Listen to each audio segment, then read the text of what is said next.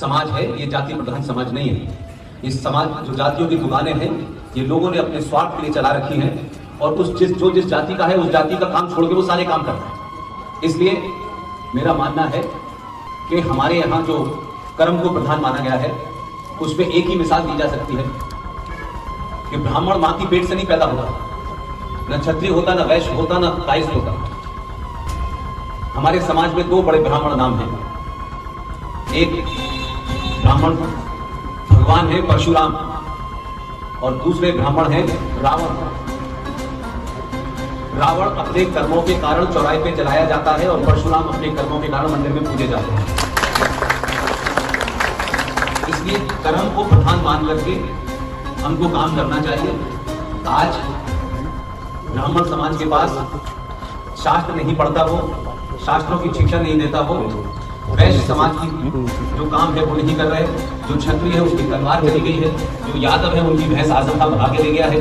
तो सवाल यह है कि जो जिसका काम था वो काम उसने छोड़ दिया है और पूरा समाज सत्ता के पीछे दौड़ रहा है। आप अपनी ताकत को पहचानिए। जिस देश में 90 करोड़ सनातनी हिंदू हो, वो सनातनी हिंदू इस सरकार और उस सरकार के पीछे भाग रहे हैं। इससे लगता है कि 90 करोड़ सनातनियों को अपनी सामूहिक ताकत का अंदाजा नहीं हुआ है और इस समाज में राजनीति में अगर चोले पहना के लोग आए हैं और वो आपको अपनी शक्ति का बोध नहीं करने देते।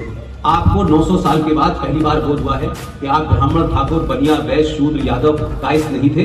इसलिए आपने 2014 में पहली बार सनातनी हिंदू होकर वोट दिया। इसलिए सरकार बदली और सरकार बदली तो सरकार से जो आपकी सरकार का जो काम है वो सरकार करेगी, लेकिन एक कायर और डरपोक और लालची समाज सब कुछ चाहता है कि सरकार से। इसलिए सरकार से बंधी हुई है। कहीं संविधान है, कहीं जुडिशरी है, कहीं पुलिस है, कहीं सेना है।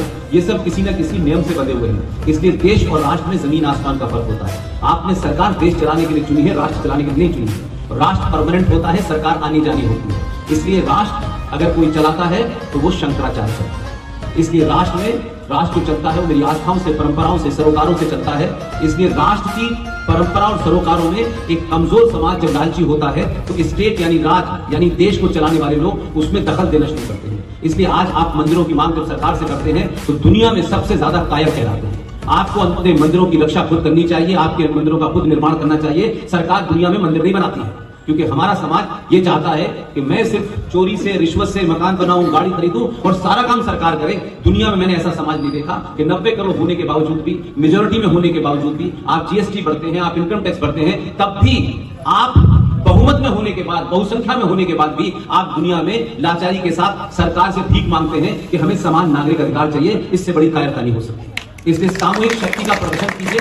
अपने बेटियों को वो बताइए जो किसी ने नहीं बताया है। अगर बेटी किसी गलतफहमी में ये समझती है कि तैमूर की अम्मी जो है वो खूबसूरती की पहचान है, तो ये गलतफहमी आपकी है, हमारी माओ की गलती है। और ये ध्यान रखें कि पुरुष कितना भी अपने आप को बलशाली समझे, पुरुष को पुरुष बनाने वाली मां ही होती है। इसलिए मां को चाहिए कि वो किसी फ्रॉड बाबा के भजन सुनने से अच्छा है कि अपने बेटे को जीजाबाई की तरह ट्रेनिंग दे ताकि वो शिवाजी बन सके। बहुत बहुत धन्यवाद।